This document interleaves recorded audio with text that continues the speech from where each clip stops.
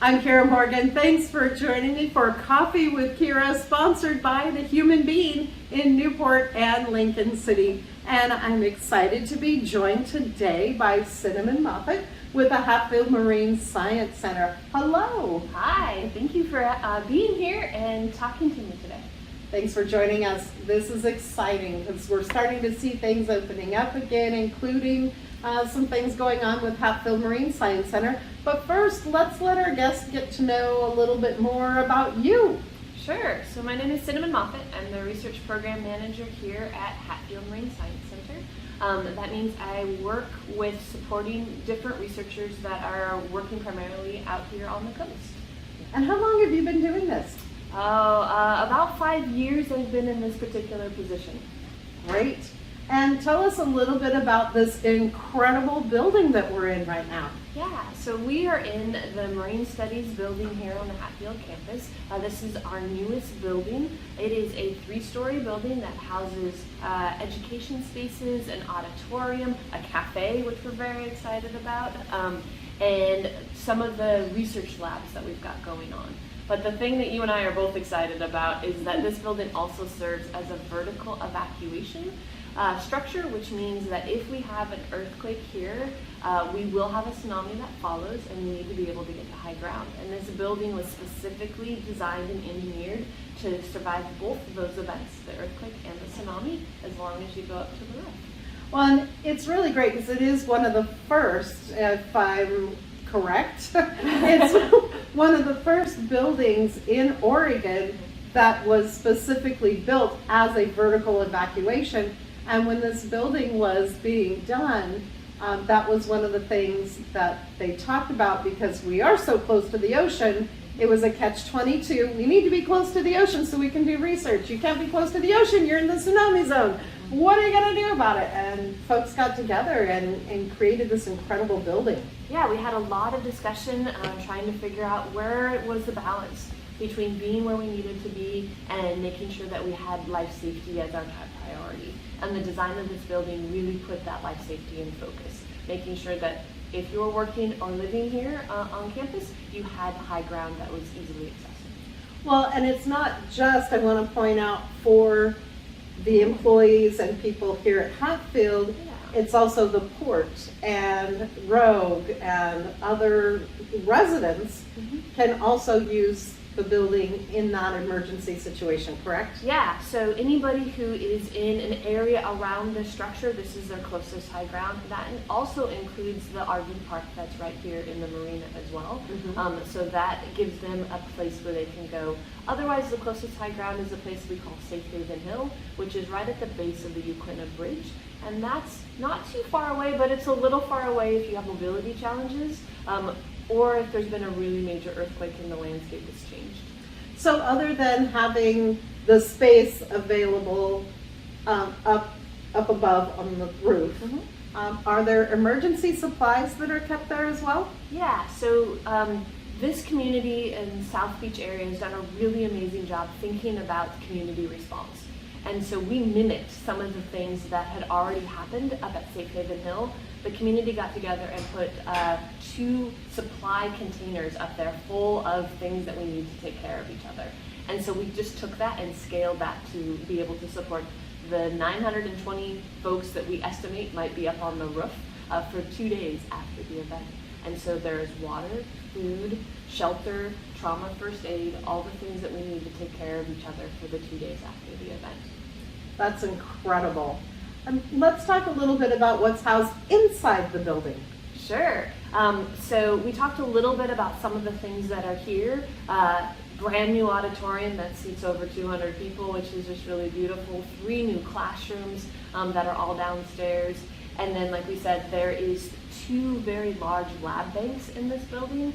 So our genetics folks are working here, and so are the marine mammal folks, and some large fish researchers that work with a group called Coombs. So tell us a little bit about Coombs and what they do. Sure. Coombs is a group of researchers that all kind of work together to focus on fisheries issues. Fisheries sustainability, fisheries safety, and effects of climate change on our fisheries here in Newport and up and down the coast. And of course the whale research What are some things that they are doing? Oh my goodness, the Marine Mammal Institute is incredibly busy and they've been growing. Now that we have a little bit more room for them in this building, they've added 2 brand new staff. One of those new staff members is really focused on acoustics, so listening to whales and understanding how those whales are impacted by some of the other noises that are happening in the ocean. And then we have a new researcher who is looking at human-animal interactions and focusing on how humans interact with whales in positive and potentially negative ways. And of course, I couldn't help but see the incredible artwork around here everywhere. It's just amazing. Let's talk about that. Sure. So one of the focuses of this new building was really to bring together different disciplines that work on science, and that includes the arts. And so the focus is we have lots and lots of art on the walls. Some of that art is from the 1% for Art, which was required to have some of the budget of this beautiful building spent on some of the art. And then we also have some traveling exhibits. And so the one that's on the wall behind us is some beautiful Gaitaku art that will be with us for a year. This space, the bottom floor and the second floor of the Marine Studies building is open to the public. And so if you're interested in coming and looking at this beautiful temporary exhibit, it's called the Blue Heart exhibit. You're welcome to come in, explore, and look at all the beautiful art.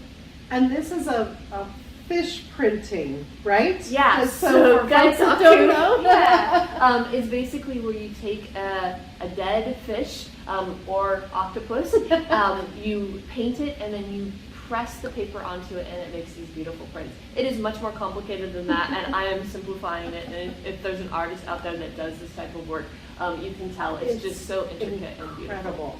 Yeah, Absolutely incredible. And there's also some unique art that is down on the walls that talks to you. Yes. I have to say, when we came in, I'm like, what's going on right now? Yeah, so we have some very large metal circular vitrines with photos in them. And there are acoustics attached to those photos that talk to you and play sounds of waves and folks fishing and researchers out on the water. So it helps immerse you into the science from the second you walk into the building. It's just incredible. I highly encourage folks, if you can, to come and go to the cafe, get some coffee, and look at this incredible art that's here. So let's switch gears and talk about the Marine Science Center, which is just next door. So the visitor center? Yes. Yeah. So the visitor center here at Hatfield is a public space that you can come in and explore. Right now it is open by reservation, so we're still kind of ramping up from being closed after COVID. And so you can go online and make a reservation for you or your group and go in and explore. It's got touch tanks, it's got aquarium, it's got animals that are found locally, but also some animals from different parts of the world. And so it's just a really nice way to come in and spend an hour to several hours, depending on your passion, looking at the animals we have here. And then we have all sorts of volunteers that help you experience that and personalize your visit. And I'll just put a little plug in. We are always looking for volunteers, so if anyone's interested in being involved, you can go to the Hatfield website and check out the visitor center, and there are links there so that you can volunteer.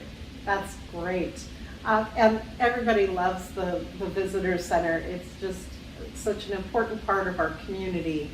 Yeah. And for folks who are visiting the coast. Yeah, I think it's a really great place for our visitors to come in and experience what it means to be here and to see the animals. But I also think it's a resource for our community. We have lots of folks that come in with their kids and just have a place where they can come in, sometimes out of the weather, and spend a little bit of time, but also a really great place to bring your visitors that are coming to see your family and show off what you know about the Oregon coast and the animals that live here. Well, speaking of knowledge, that's what OSU is, of course, all about.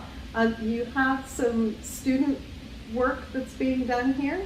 Sure. So the Marine Science Center, Hatfield Marine Science Center, has a couple of things that we do. One of them is education and outreach, which is what we've been talking about. We also do a lot of research, which is the other thing we were talking about around sharks and fish and those kind of things.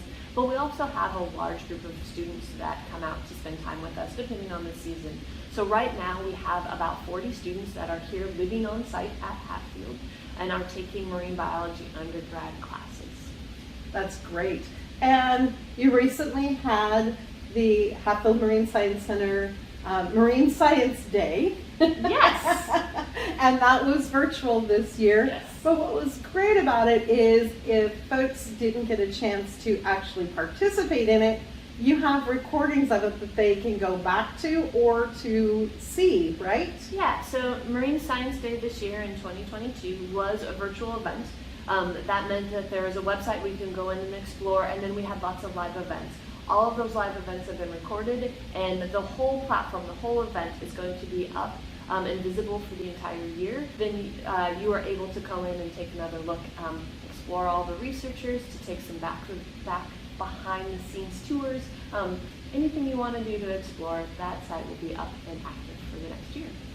And there's also ways that folks who may have younger children or even teachers have access to some educational materials for kiddos, right? Yeah, on that Marine Science Day webpage, there is a virtual room called Kids Zone. And if you go in there, there's all sorts of great activities that you can do with your kids at home on a rainy day, if you just want to take them a little bit further into exploring. The other thing that's a really great resource for the community that's on there is a virtual room called Get Involved Locally.